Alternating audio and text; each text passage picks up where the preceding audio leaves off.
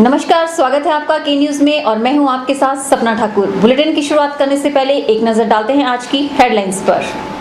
Headlines के प्रायोजक हैं रिफ्रेश मैट्रेस, एक ऐसा एहसास जो कर दे आपको रिफ्रेश। और मनमोहिक्स, जहां आपकी शॉपिंग को मिले नई पहचान। कैसे बढ़ी वीरभद्र सिंह की संपत्ति, जवाब दे जनता को, कहा उद्योग मंत्री किशन कपूर ने।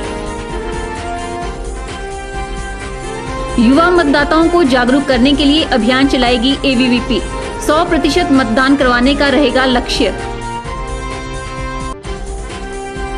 राजनीतिक दलों के घोषणा पत्रों पर जनता की मिलीजुली प्रतिक्रिया, बड़ी घोषणाओं को बताया मात्र एक छलावा। और देश भर में बुराई पर अच्छाई की जीत के पर्व की धूम, लेकिन एक जगह ऐसी भी जहां नहीं मनाया जाता दशहरा। और अब खबरें विस्तार से। कांग्रेस अध्यक्ष वीरभद्र सिंह ने अपने हल्फनामे में अपनी आय की बढ़ोतरी 30% बागवानी और खेतीबाड़ी से बताई है। वीरभद्र सिंह प्रदेश के किसानों को भी ऐसा मंत्र बताएं जिससे प्रदेश के किसानों की आय में 30% की बढ़ोतरी हो जाए। ये कहना है भाजपा प्रत्याशी किशन कपूर का। किशन कपूर ने वीरभद्र सिंह पर आरोप चढ़ते हुए कहा कि उनकी आय कृषि से नहीं बल्कि भ्रष्टाचार से बढ़ी है। धर्मशाला में आयोजित पत्रकार वार्ता को संबोधित करते हुए भाजपा प्रत्याशी किशन कपूर ने कांग्रेस अध्यक्ष वीरभद्र सिंह पर निशाना साधते हुए कहा कि किसान खेतीबाड़ी छोड़ रहे हैं और वीरभद्र सिंह का कहना है कि उनकी आय की बढ़ोतरी खेतीबाड़ी के व्यवसाय से बढ़ रही है। कपूर ने कहा कि उनकी आय कृषि से नहीं बल्कि उन्होंने प्रदेश में जो भ्रष्टाचार किया है उससे बढ़ी है। देखिए, श्री वीरभद्र सिंह जी ने अपनी आय की बढ़ोतरी 30% बताई। मैं वीरभद्र सिंह को एक बात कहना चाहता हूं कि हिमाचल प्रदेश के किसानों को भी ऐसा तरीका बताएं कि उनकी आय में बढ़ोतरी हो जाए। किसान का बेटा आज खेतीबाड़ी नहीं कर रहा, खेतीबाड़ी छोड़ रहा है और वीरभद्र सिंह को ये तरीका बताना चाहिए जैसे उनकी आय बढ़ी है। उनकी आय कृषि से नहीं, जो भ्रष्टाचार उन्होंने किया है केंद्र में बैठकर और प्रदेश में, उसी के कारण उनकी आय की बढ़ोतरी हुई है। किशन कपूर ने कहा कि ये चुनाव बहुत महत्वपूर्ण है। इन चुनावों में देश की दशा और दिशा दोनों तय होगी। ये चुनाव देश की राजनीति में बड़ा महत्व रखता है। इसी चुनाव से देश की दिशा भी तय होगी, दशा भी तय होगी। किशन कपूर ने विश्वास जताते हुए कहा कि दोबारा से भाजपा की ही सरकार बनेगी और 2012 के लोकसभा चुनावों में भी भाजपा पूरे बहुमत के साथ सत्ता पर काबिज होगी। धर्मशाला से के न्यूज के लिए निपी बादल की रिपोर्ट। नाचन से आजाद प्रत्याशी के तौर पर चुनाव लड़ रहे दामोदर सिंह चौहान ने कहा कि उन्हें नाचन में किसी भी प्रत्याशी से कोई चुनौती नहीं है। उन्होंने कहा कि क्षेत्रवाद और जातिवाद के आधार पर दी जाने वाली चुनौतियों को वह स्वीकार नहीं करते। दामोदर चौहान का कहना है कि इस बार निर्दलीय प्रत्याशी सबसे ज्यादा परचम लहराएंगे। नाचन विधानसभा क्षेत्र से आजाद प्रत्याशी के तौर पर चुनाव लड़ रहे दामोदर सिंह चौहान ने अपने प्रचार अभियान को गति दे दी है। नाचन विधानसभा क्षेत्र की सभी पंचायतों में अपना प्रचार पूरा करने का दावा करने वाले दामोदर चौहान का कहना है कि भले ही उन्हें भाजपा ने टिकट ना दिया हो, लेकिन भाजपा के अधिकतर कार्यकर्ता और समर्थक उनके साथ हैं। उन्होंने कहा कि नाचन से चुनाव लड़ रहे प्रत्याशियों से उन्हें कोई चुनौती नहीं है, बल्कि उनका अपना एक अलग जनाधार है। 31 मार्च 2004 को हमने भारतीय जनता पार्टी को ज्वाइन किया था। लगातार हम 2004 से भारतीय जनता पार्टी के अंदर हैं। आज भारतीय जनता पार्टी के बहुत सारे लोग हमारे साथ हैं। मैं कैसे अपने आप को इस चीज़ को मान के रखे चलो कि हमें कोई क्या नाम विनोद कुमार जी भारतीय जनता पार्टी के जो प्रत्याशी वो चुनौती देगा। एक क्षेत्रवाद की भावना से चुनौती नहीं दी जा सकती राजनीति के अंदर। एक जातिवाद की भ्रांतियाँ फैला करके एक चुनौती नहीं दी जा सकती राजनीति के अंदर। ऐसे वो लोग करते हैं जिनका अपना व्यक्तिगत आधार नहीं होता। ऐसे वो लोग करते हैं जो कमजोर होते हैं। मैं इस चीज़ को नहीं मानता। ये आने वाला समय बताएगा। दामोदर सिंह चौहान ने कहा कि जनता का राजनीतिक दलों पर से विश्वास उठ गया है और अब प्रदेश में निर्दलीय प्रत्याशियों को बहुमत मिलने वाला है। चौहान ने कहा कि केंद्र सरकार ने आम आदमी का जीना दूभर कर दिया है, जिसका जवाब जनता मतदान करके देने वाली है। आज किस पार्टी की सरकार बनेगी? केंद्र में कांग्रेस पार्टी का क्या हाल है? आज किस तरह की सरकार बनेगी? सरकार अगर बनेगी हम जैसे लोग जो हैं निर्दलीय जो जीत करके जाएंगे, निश्चित तौर पर आने वाली सरकार में ऐसा नहीं कि उससे व्यक्तिगत रूप से मुझे खुशी होगी। मैं चाहता हूं कि ऐसा समय आए हमारे लोगों के ज़्यादा से ज़्यादा काम हो, हम ऐसा चाहते हैं। दामोदर चौहान ने कहा कि वे पिछले 15 वर्षों से नाचन विधानसभा क्षेत्र की जनता के साथ जुड़े हुए हैं और उन्होंने जनता के दर्द को भली प्रकार से जानने का प्रयास किया है। ब्यूरो रिपोर्ट, के न्यूज़, नाचन। छात्र संगठन अखिल भारतीय विद्यार्थी परिषद युवा मतदाताओं को जागरूक करने के लिए जन जागरण अभियान चलाने जा रही है। यह जन जागरण अभियान आने वाली 29 अक्टूबर तक प्रदेश के सभी कॉलेजों में चलाया जाएगा। ये जानकारी एबीवीपी के राष्ट्रीय महामंत्री उमेश शर्मा ने मंडी में आयोजित पत्रकार वार्ता को संबोधित करते हुए दी। मंडी में आयोजित पत्रकार वार्ता को संबोधित करते हुए अखिल भारतीय विद्यार्थी परिषद के राष्ट्रीय महामंत्री उमेश शर्मा ने कहा कि प्रदेश में होने जा रहे विधानसभा चुनावों में युवा मतदाताओं की अधिक से अधिक भागीदारी सुनिश्चित की जा सके, इसके लिए एक जन जागरण अभियान चलाया जाएगा। उन्होंने बताया कि इस जन जागरण अभियान में युवाओं को केंद्र की यूपीए सरकार के भ्रष्टाचार के साथ ही 100% मतदान करने के लिए भी प्रेरित किया जाएगा।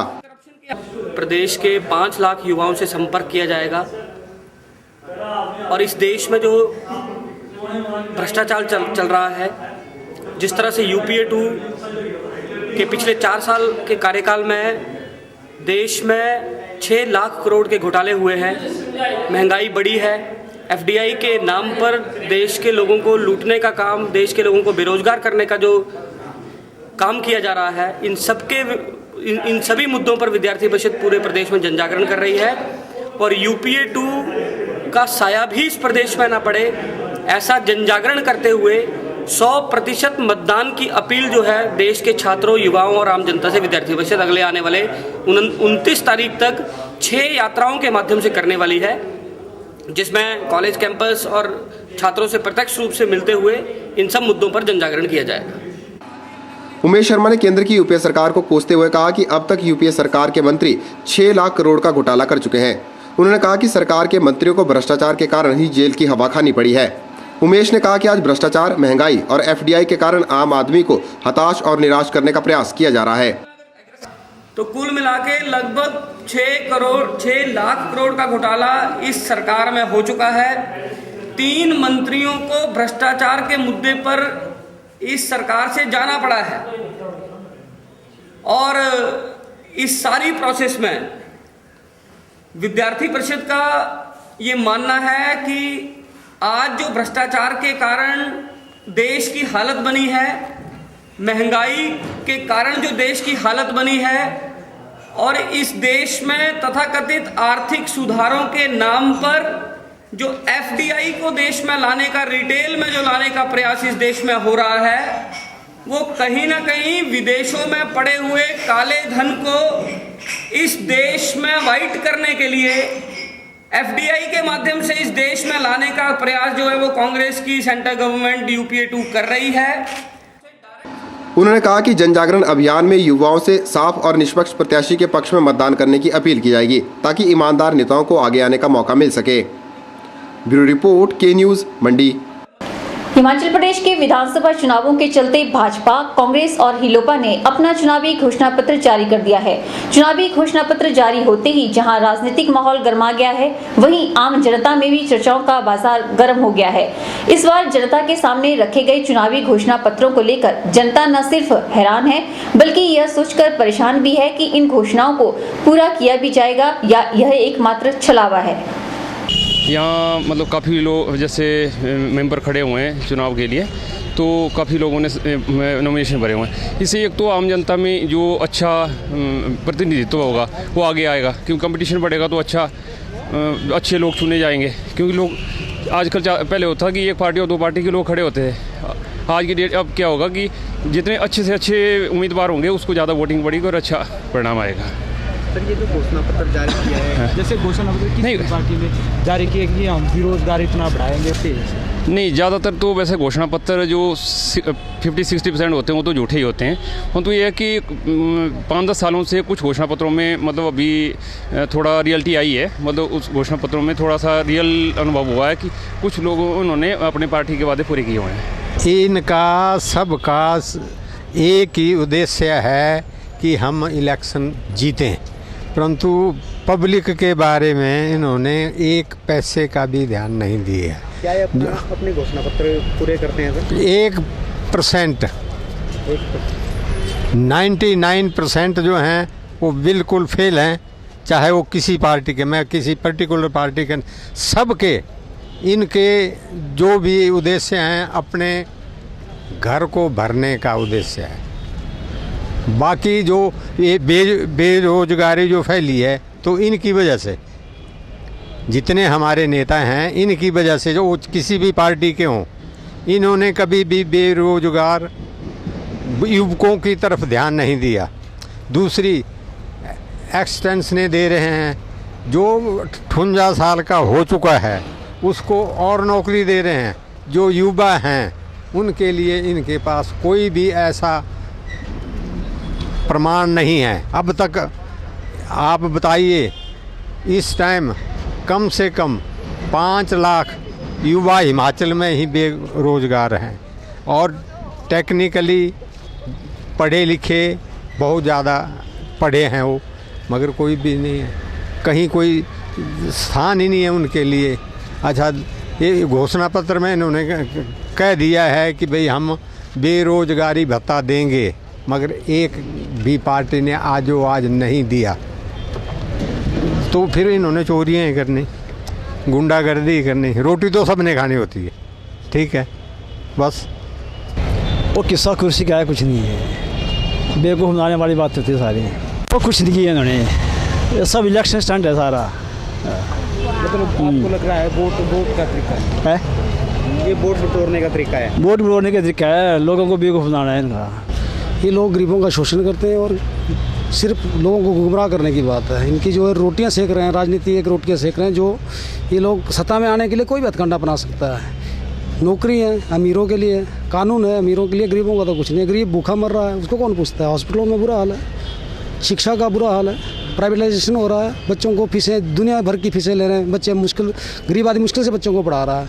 इनको इस चीज़ की कोई चिंता नहीं है, वो कितना पैसा लगा रहा है, कहाँ से पैदा कर रहा है, क्या काम कर रहा है, उनको कोई चिंता नहीं है। इनको सिर्फ अपनी राजनीति की इससे कि इनकी रोटी 5 साल में कैसे बनती है।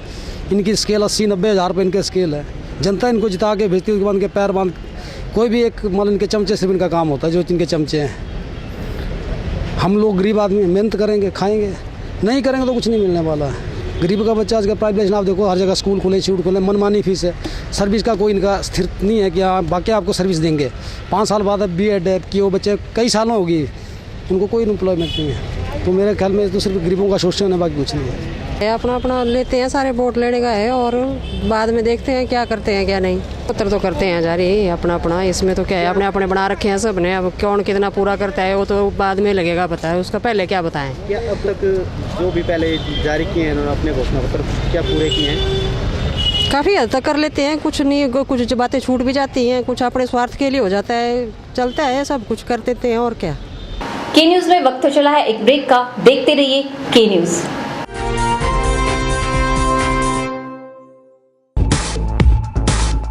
रिफ्रेश ब्रांड का मैट्रेस अब आपके लिए। रिफ्रेश का फ्रेश फोम मैट्रेस आपके शरीर के प्रेशर पॉइंट को देता है बेहतर मसाज। ल्यूक्स रिबाउंड मैट्रेस आपके शरीर के कुछ एक्स्ट्रा कंफर्ट के लिए। स्प्रिंग जिंक मैट्रेस, जैसा कि इसका नाम ही बताता है, ये आपके वजन के मुताबिक देगा आपके शरीर को राहत। और कंप्रेस्ड कोयर और फोम निर्मित चैम्प मैट्रेस, ठोस व सुखद एहसास के लिए। तो आज ही अपने घर ले आइए इस एहसास को, जो कर देगा आपको रिफ्रेश।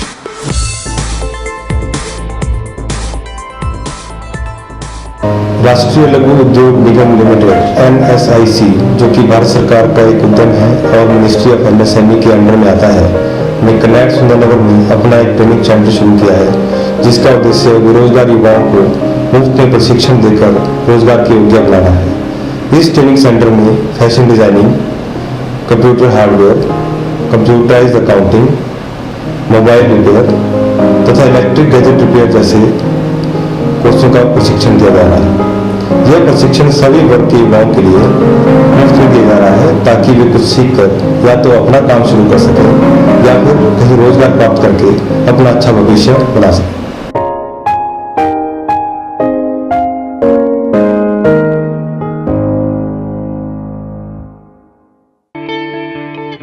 स्वागत है आपका न्यू एंड रेनोवेटेड शोरूम में, जहां आप भारत के सबसे ज्यादा विश्वसनीय ब्रांड्स के होम अप्लायंसेस, चूल्हा and chimney, crockery, luggages, school bags और गिफ्ट आइटम्स उचित दामों पर खरीद पाएंगे।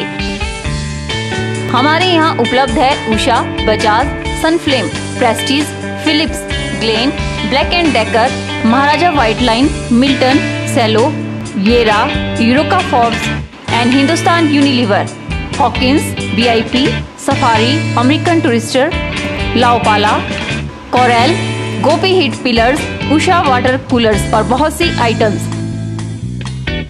एक बार विजिट जरूर करें। Break and bye crockery, shop number 94, 95, Indira market, Mandi, Himachal प्रदेश।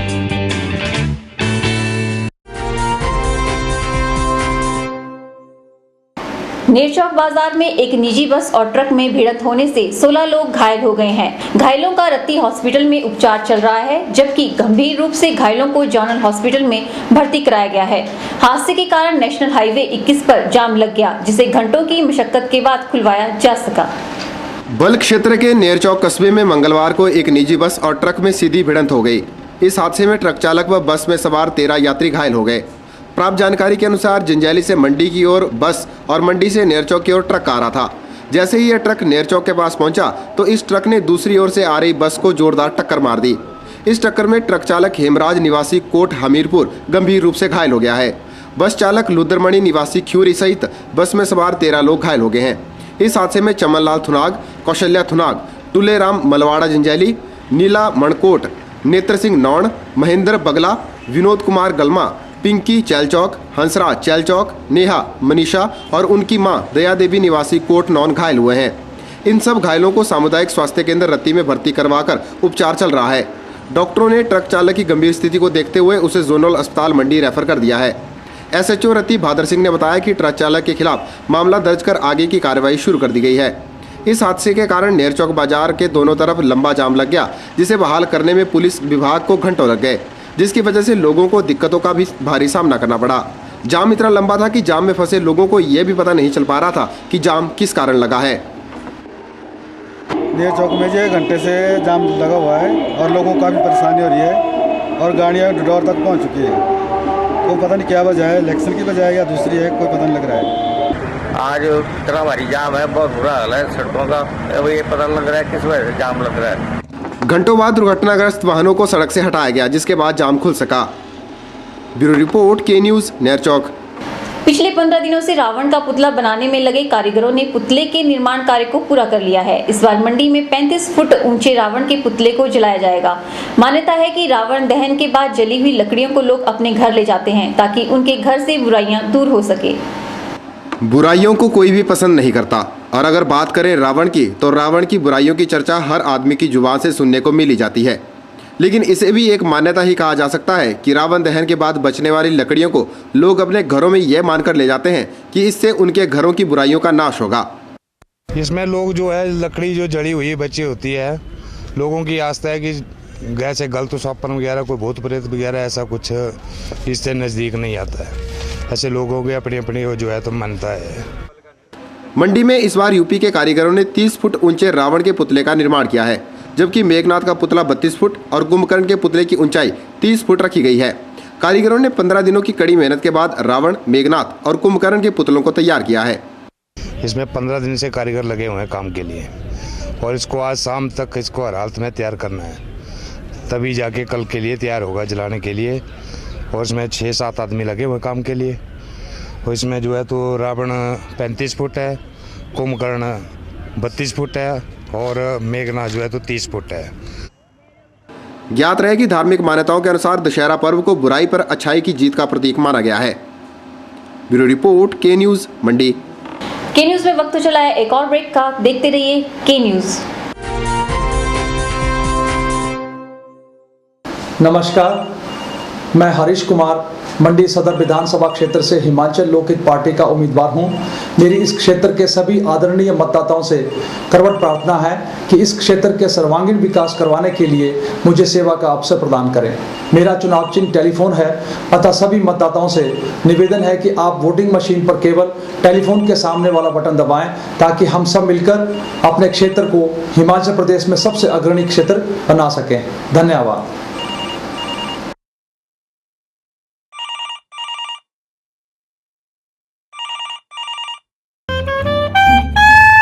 शहर के जाने माने ज्वेलरी विक्रेता वृंदा ज्वेलर आपके लिए लेकर आए हैं ज्वेलरी का एक नया शोरूम जेवर, जहां आप हॉलमार्क ज्वेलरी और सिल्वर बैंकॉक ज्वेलरी की विस्तृत रेंज खरीद पाएंगे।